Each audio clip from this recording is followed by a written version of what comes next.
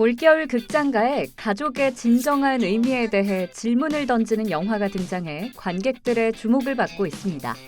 영화 고당도는 임종을 앞둔 아버지의 사망 전 실수로 잘못 보내진 부고 문자로 인해 가족의 장례 비즈니스가 시작된다는 기발한 이야기를 담았다고 하는데요.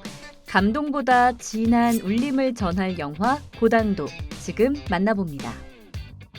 전 세대의 공감을 부르는 달콤 떨떠름한 가족 희비극 고당도. 잘 있었어? 302호. 빠르면 금일을 넘기기 힘들어 보입니다. 확실한 거야? 뭔 소리야? 확실하냐니? 영화는 간호사 선영이 아버지의 임종이 얼마 남지 않았다는 소견에 남동생 일회를 부르면서 시작됩니다. 하지만 선영의 올케 효연의 실수로 부고 문자가 선영의 고모에게 보내지고 보냈어. 아니 나는 아까 부고 문자 미리 써놓기만 하려고 했는데. 아빠 아직 돌아가시지도 않았다고. 선영은 조카 동호의 등록금을 위해 가짜 장례식을 치르게 되는데요. 이왕 이렇게 된 거 우리 아버지 장례 지금 하자. 그러나 이 방법이라면 빚도 다 갚을 수 있겠다 생각한 일회가 모든 이에게 부고 문자를 보내고 조문객들만 속이는 게 아니라 병원 사람들도 속여야 돼. 동은 안 돼 언니. 누가 봐도 이상하지 않게 해야 돼. 진짜로 장례를 치를 거야. 진짜 괜찮은 거지? 만일에 정말로 일이 잘못된다면 그때부터 아빠는 어디에도 없는 사람이야.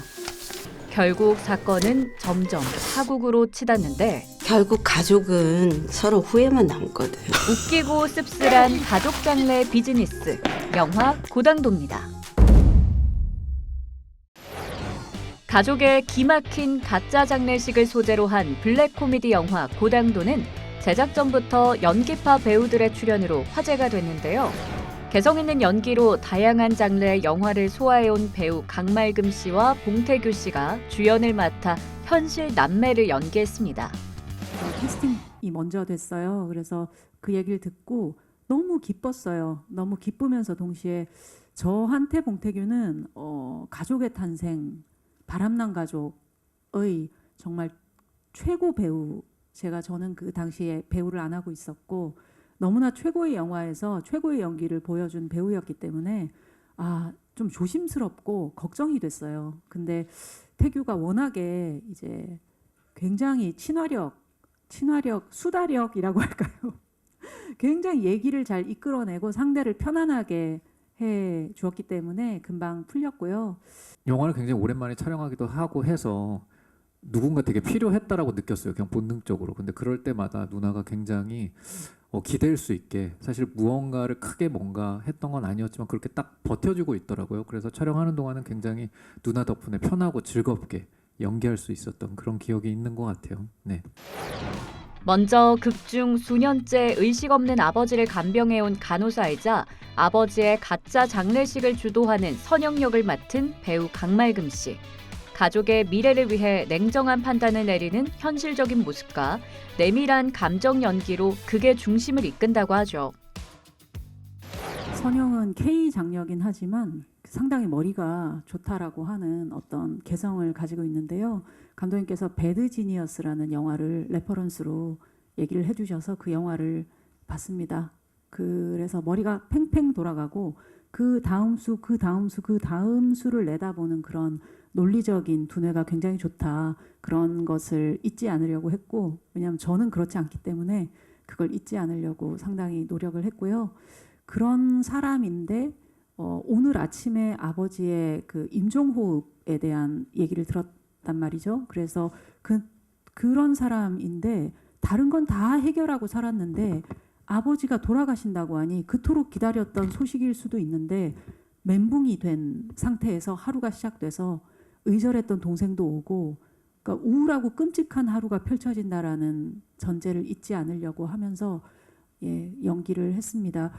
그리고 촬영 후반으로 갈수록 드는 생각은 이 사람이 뭐 되게 이렇게 자기는 똑똑하다고 생각하고 사는데, 그래서 사실 아버지도 필요 없고 동생도 필요 없고 그런 생각을 했을 수도 있지만 여러 가지 사건을 거치면서 아무리 미워도 아버지나 내 동생이 정상적이지 않은 방법으로 세상을 떠난다면 나도 온전할 수 없다라는 것을 뒤로 갈수록 깨닫지 않나 생각하고 그걸 표현하려고 노력했습니다. 여기에 오랜만에 스크린으로 돌아온 배우 봉태규 씨가 극중 사채업자에게 쫓기는 빚쟁이 남동생 1회를 연기했는데요. 아들의 대학 등록금에 손을 댈 정도로 생활고에 시달리는 캐릭터라고 하네요. 저희 아버지가 사실은 사고로 돌아가셨었는데 그 당시에 제가 백수로 굉장히 오랫동안 지낼 때였거든요. 사실 뭐 여러 가지 일들이 겹쳐서 활동을 하지 않을 때였어요. 그래서 뭐 여러 가지 경제적으로 쉽지 않은 상황이었는데 저는 이제 뭐 장례를 그렇게 처음 치러보니까 조의금을 나누더라고요. 나중에 이제 뭐 하고 근데 저희 어머니께서 이제 제가 위로 누나 둘이 있는데 저한테 가장 많은 그 아버지에게 들어온 그 조의금을 나눠주면서 그 얘기를 하시더라고요. 너가 지금 상황이 제일 힘드니까 너가 제일 많이 가져가라라고 하는데 저도 모르게 그때 웃음이 터졌어요. 근데 그 웃음이 터졌던 이유가 뭐였냐면 너무 황당하기도 하고 한편으로 약간 그런 생각도 있었던 것 같아요. 제가 그때 경제적인 활동을 오래 안 하다 보니까 그게 되게 조금 안심이 됐었나 봐요. 나한테 돈이 좀 생겼다는 게. 근데 그 상황이 너무 서글프니까 웃음이 터지더라고요. 근데 이 작품 촬영하면서 그때 저가 되게 많이 떠올랐었어요. 그래서 그냥 너무 사실 우픈 상황이긴 한데 그래서 1회가 사실은 되게 이해되는 측면이 많았거든요. 근데 가족이 약간 그런 것 같아요. 그 우픈 상황을 계속 연출하게 되는. 그래서 어쩔 때는 웃음이 나고 어쩔 때는 울음이 날 수밖에 없는. 뭐 약간 저한테는 가족은 그러한 존재인 것 같아요. 네. 희극과 비극을 넘나드는 시나리오와 탄탄한 연출로 재미와 의미, 그리고 배우들의 케미까지 모두 잡으며 완성된 영화 고당도. 특히 누구도 선택할 수 없는 관계, 핏줄로 엮인 가족을 그려내고 있는데요. 즐겁고 행복하기만 한 가족이 아니라 돌봄과 부양, 빚의 무게를 견디는 가족의 현실적인 모습을 배우들의 자연스러운 연기로 완성해냈다고 합니다.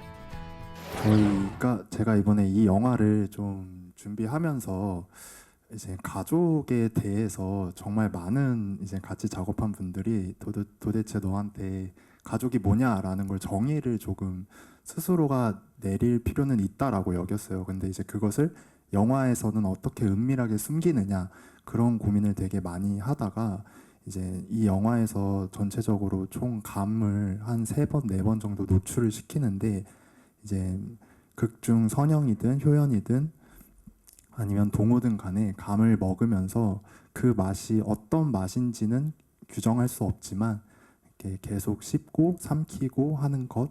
그래서 그게 제가 조금 전달해보고 싶었던 어떤 가족에 대한 의미가 아닐까라는 생각을 했어요. 그러니까 사실 가족이 좋아서 가족이고 싫어서 가족인 게 아니고 또 너무 사랑하지만 또 한편으로 너무 사랑해서 가장 큰 상처를 남기기도 하잖아요. 그래서 그런 맥락에서 그런 씬을 한번 만들어서 뭔가 확실하지 않은 씬이라고 해야 될까요? 그런 걸로 조금 얹혀질 수 있게끔 한번 전달을 해보고 싶었습니다. 아버지 부의금으로 조카의 의대 등록금을 마련하려는 가족의 가짜 장래 비즈니스를 그린 고당도 올겨울 관객들에게 깊은 감동과 울림을 전합니다.